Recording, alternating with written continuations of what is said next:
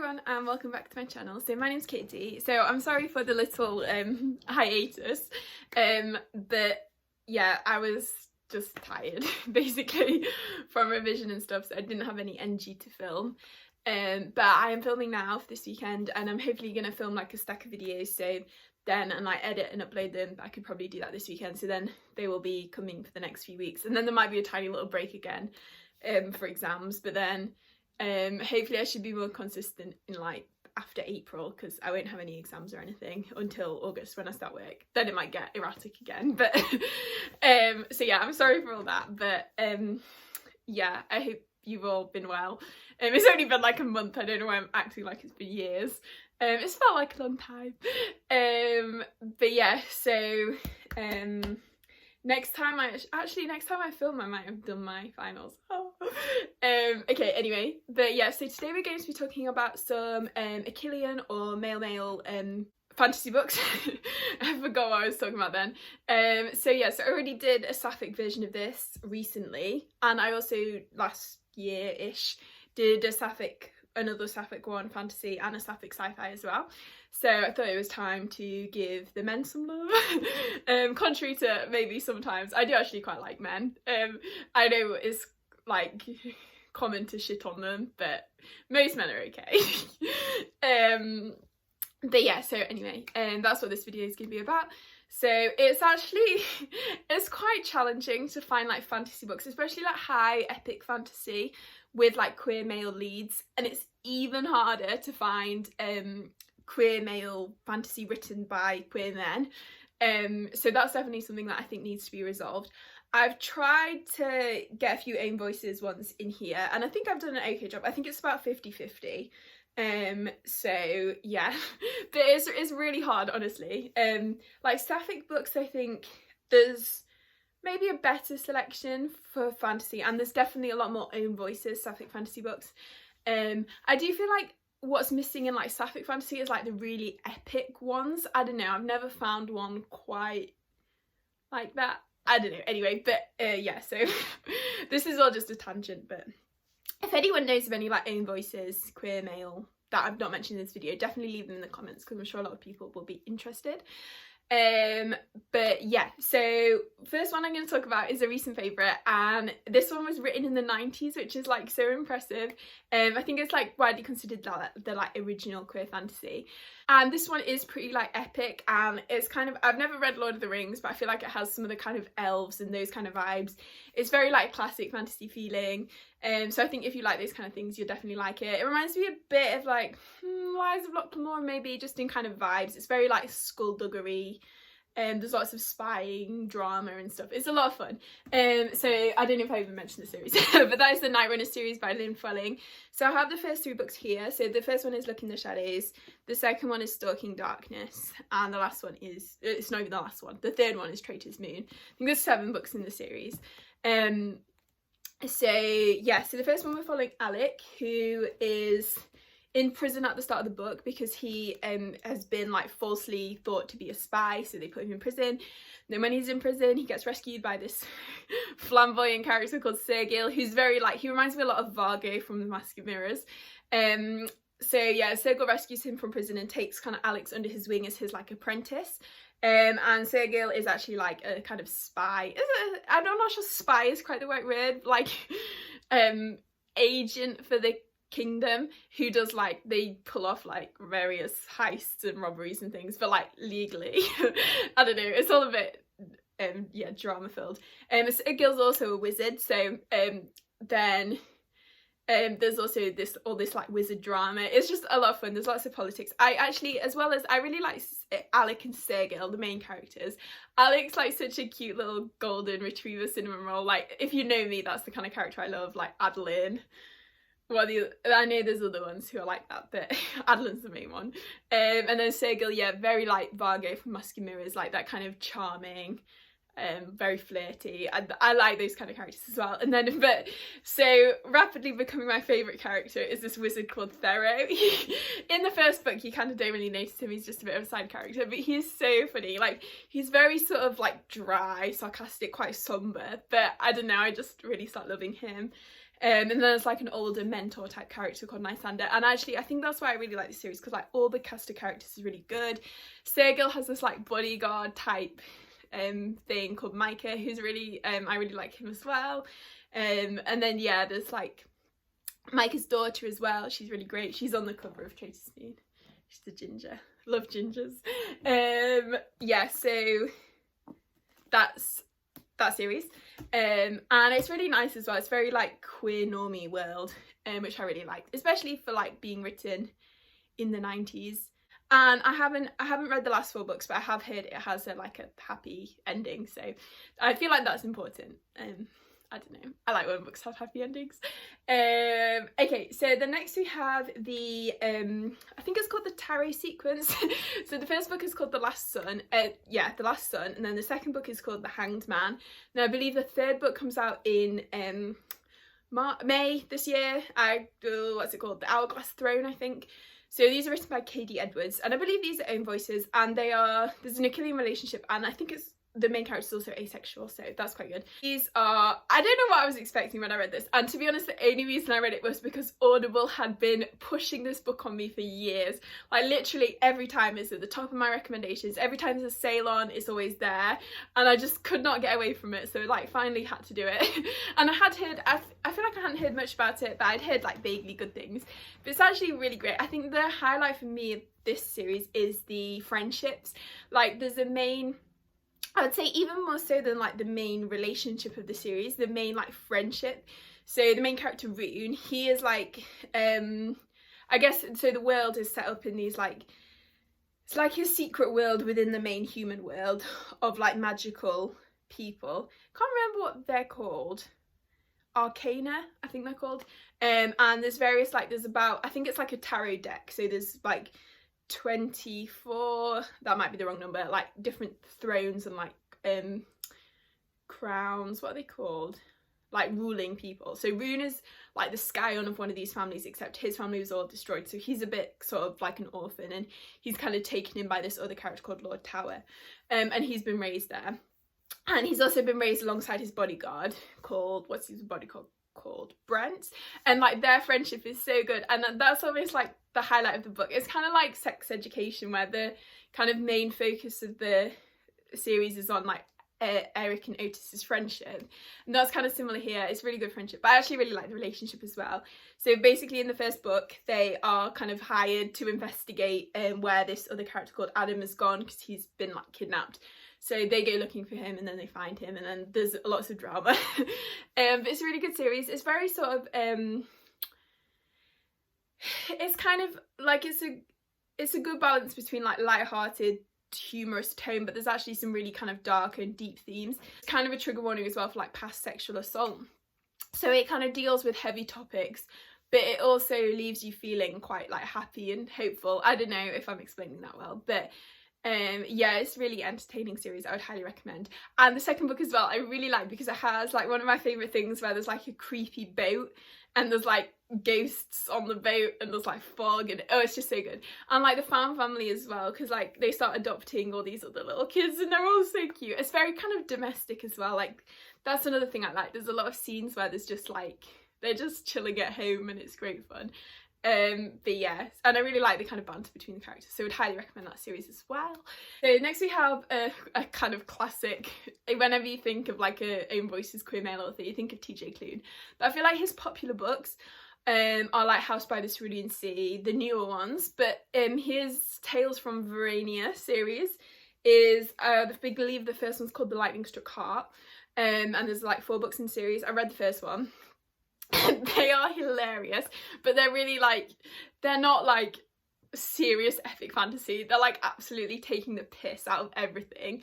But if you're in the mood for just like something fun, something a bit ridiculous that kind of almost makes fun of queer culture a little bit, and just really like over the top caricature characters, then I think you'd like this series. It's just so much fun. You just have a grin on your face the whole time while reading.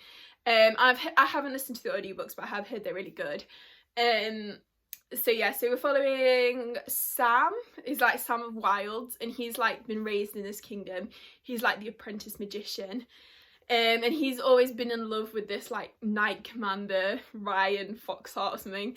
But Ryan is engaged to the prince. And actually the relationship between Sam and the prince is hilarious. Like Sam is convinced they're going to be best friends, but Justin like hates Sam. And I always love that kind of dynamic. I think there's another sort of book later on with that, a slightly similar dynamic to that.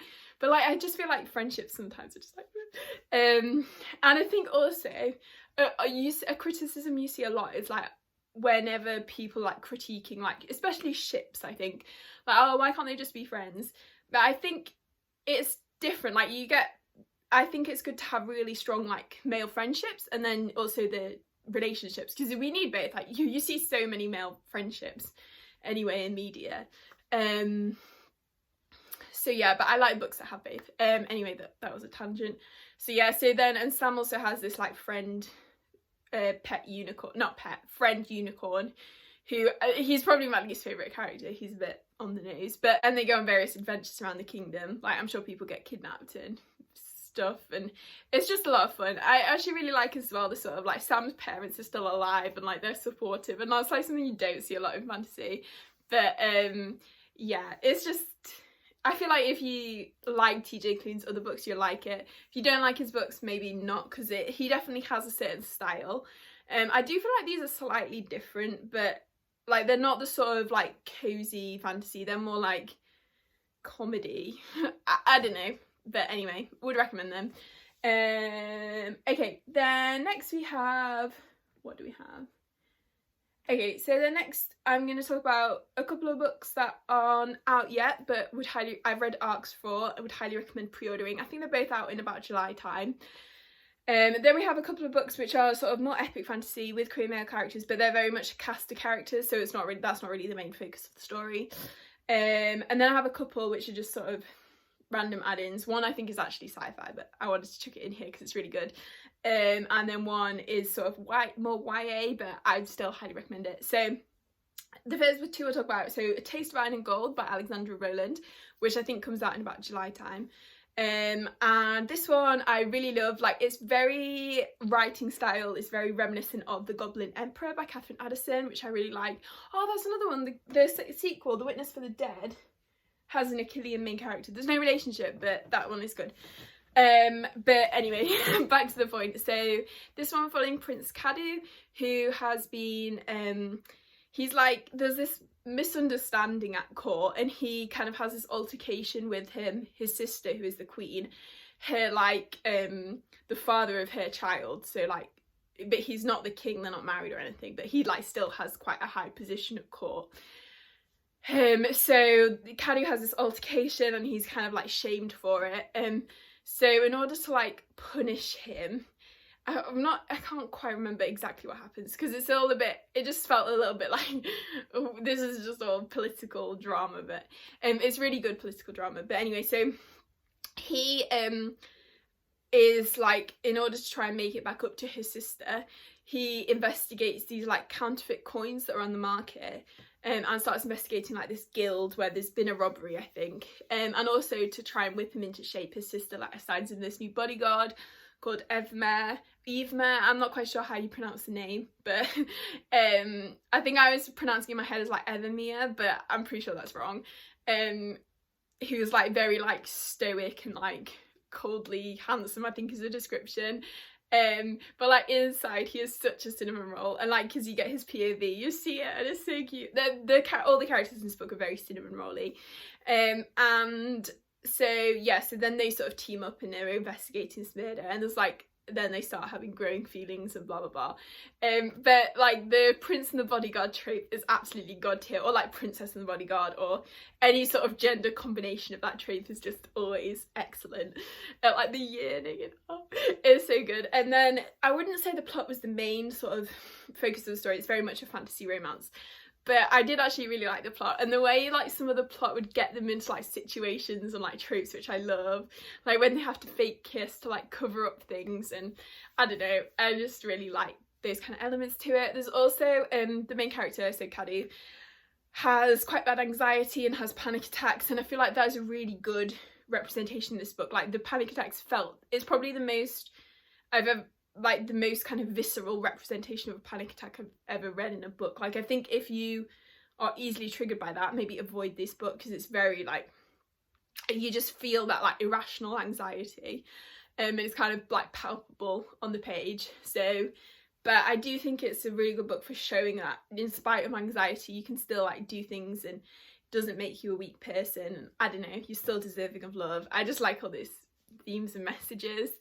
And again, it's very like, the writing is very kind of luxurious and like, I don't know if cozy is quite the right word, but like that sort of vibe.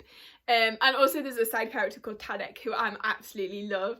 He's the one, like him and Evermere have that kind of relationship where Tadek's like really wants to be friends, and then Evermere's like, no, I hate you.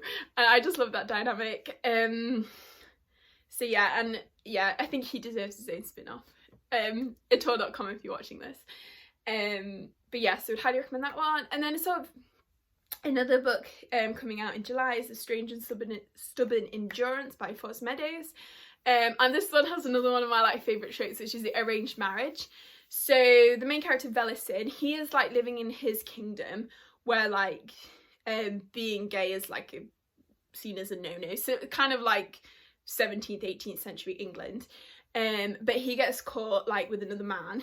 And at the same time, the ambassador from this different kingdom has come to take Velisin to be married to their like princess of their kingdom. But then but in this other kingdom, like it's very queer norm and it's fine. So she says, oh, you can come and marry the prince instead of the princess, basically. So Velisin goes, and there marries the prince. I don't think he's actually a prince. Like I think they're just nobles, but he marries the original person's brother anyway. And there's like an arranged marriage, but like in the new kingdom, there's like a political faction that are not happy about this marriage. So they are trying to kill Velisin. And also there's various other like court and political drama going on. And then Velisin and his new husband, Kay something, is a very fantasy name, but they just shorten it to Kay. I like teaming up trying to solve what's going on basically, and at the same time like growing closer. I love the arranged marriage trope. It always hits so well in like books. I don't know how I feel about it in like real life, but in books it's god tier. Yeah, in this book as well, it's very much a healing story, because at the start of the book, Velisin is sexually assaulted. That's a trigger actually. And then it's very much him healing throughout the book. And it's quite, there's a bit of suicidal ideation as well, so just be aware of that. But again, it feels like quite a hopeful story. And it's a really beautiful like healing journey, so I really like that. And the love interest Kay, he's such like another like cinnamon rolly type character. I don't know. I'm a bit of a sucker for cinnamon rolls. I feel like, yeah, if my reading tastes don't run super dark, they're very like, I like cozy books. But I like deep themes, but like, yeah. So yeah, that's that one. Would also highly recommend that one. Okay, then next we have a sci-fi book, so that is The Circus Infinite by Can Wong, I think. I might have the author's name wrong.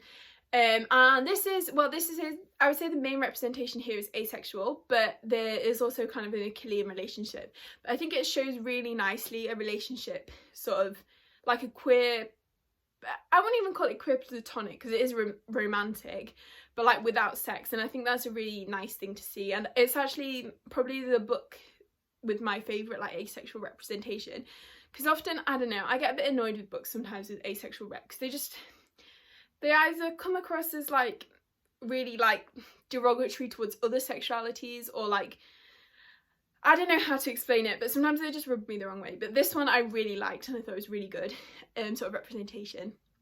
And so anyway, so the main character, whose name I've forgotten, it's not even been that long since I read it, but I've got too much medicine floating around in my brain. He basically runs away from this like, what's it called, like an institute. Well, he has these powers where he can like stop gravity in like a little bubble, so he can like float people and stuff. And and he's in like this like mad science institute. I don't know how to explain it, but he runs away and like joins the circus basically, and there in the circus he like meets this like little found family and like new friends, and so yeah, this is very like cozy. This sort of gives me a bit Becky Chambers vibes.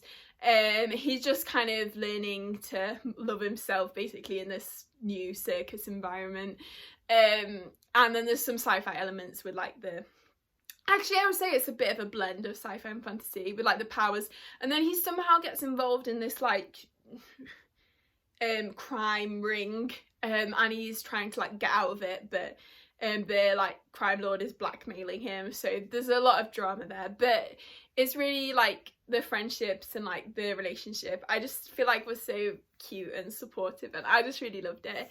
I would definitely recommend.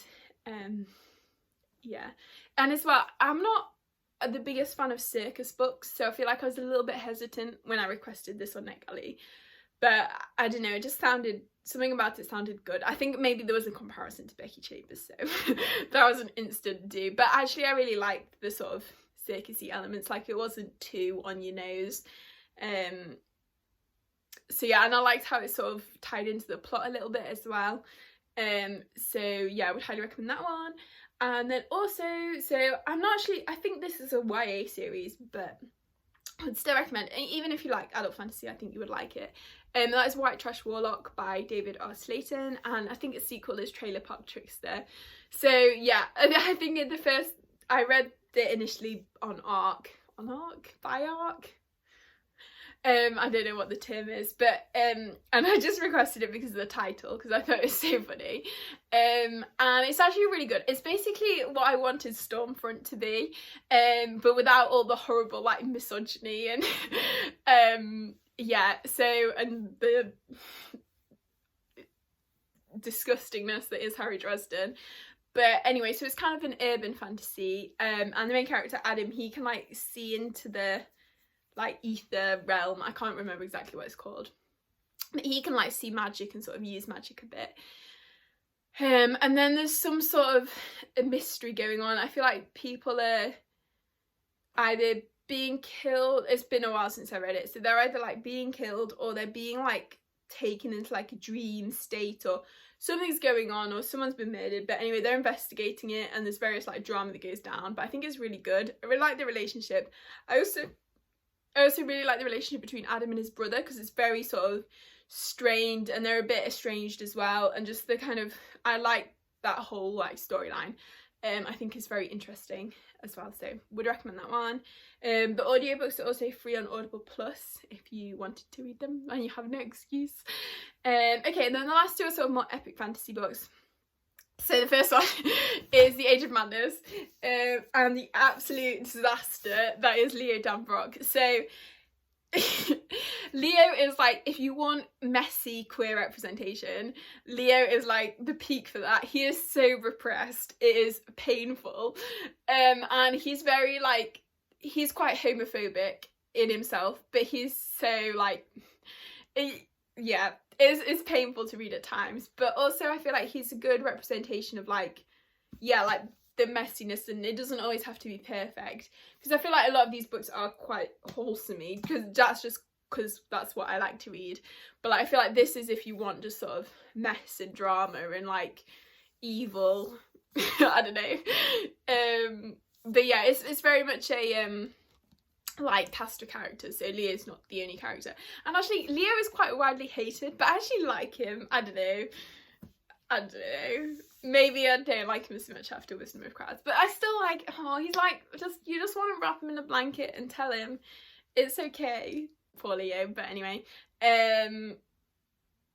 yeah, so I would recommend this series if you want that, because I feel like this is the only like sort of what I would consider like, I wouldn't even call them dude bro fantasy, because like they're really good, but it's very much that kind of like grim and darky fantasy where you rarely see sort of queer characters, but it's really refreshing, even if Leo is an absolute mess. But what would you expect of a Joe Abercrombie character, honestly? Oh, well, there's also Jappo, he's only a really minor side character, but hopefully he's going to get his own like standalone or something, who is absolutely iconic. And then Durand as well, who is like Leo's best friend, who is, yeah, less repressed than Leo and knows his own sexuality, but he's not really a main character. Like, I would say there were 4 or 5 main characters, but Durand's not one of them, but he is a fairly major character, so yeah, would recommend this one.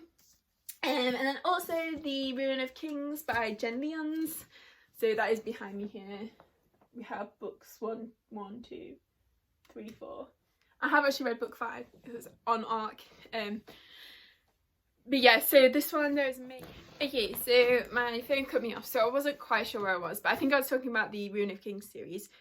But anyway, so that has a polyamorous relationship, which is 2 men and a woman, which I really like. I love polyamory, so yeah, and it's really nice to see like that canon, because often you just have ships, but yeah, and there's also there's a lot of other queer characters, like basically the whole cast is queer. Like, there's a sapphic relationship, there's like a relationship with 2 asexuals, which I actually really like that kind of relationship as well, like similar to the other books that I talked about. I like it showing like a romantic relationship, but it doesn't have to involve sex.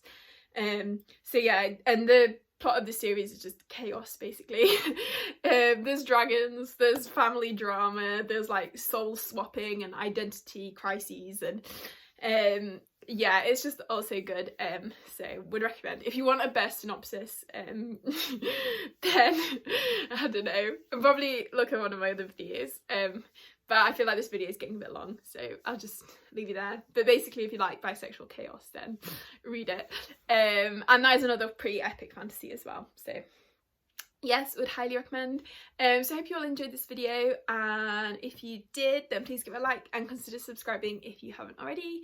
And I hope you're all having a really great day, and I will see you next time.